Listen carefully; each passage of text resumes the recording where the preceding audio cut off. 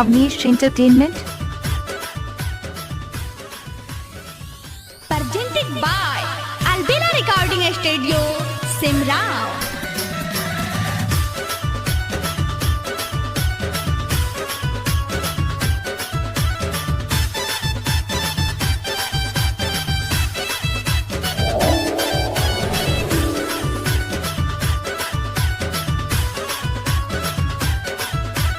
चढ़ल जवानी छोहबरो बनाइले तबे सूरतिया खिलतौगे।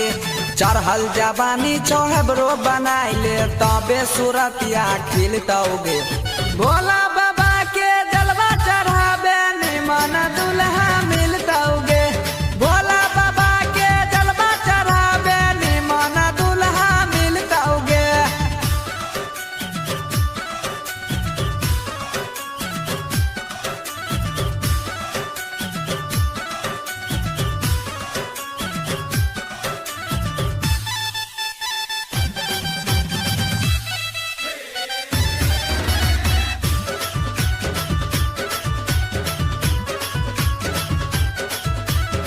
बड़नी मन लागै छै बोरी सूट सालाबाद में।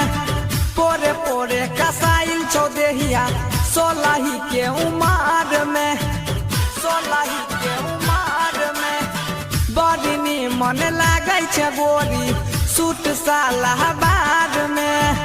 पोरे पोरे कसाइल चौदेहिया सोलही के उमार में।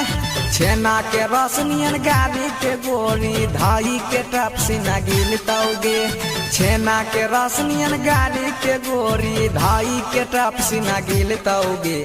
भोला बाबा के जलवा चढ़ाबे निमन दुल्हा मिलतौगे।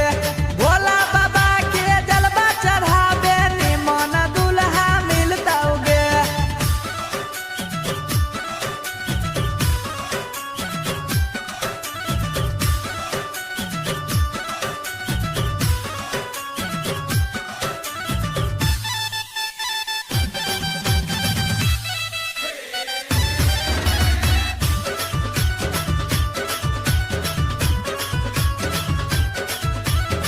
पहले पहले कके सुमारी करिहे दिल से पुकार गे।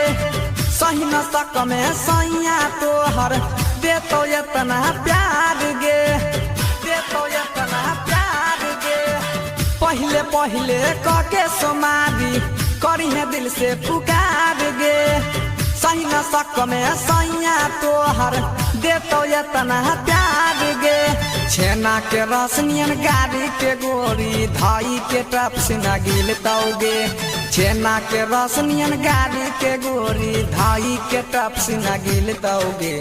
भोला बाबा के जलवा चढ़ाबे निमन दुल्हा मिलतौगे।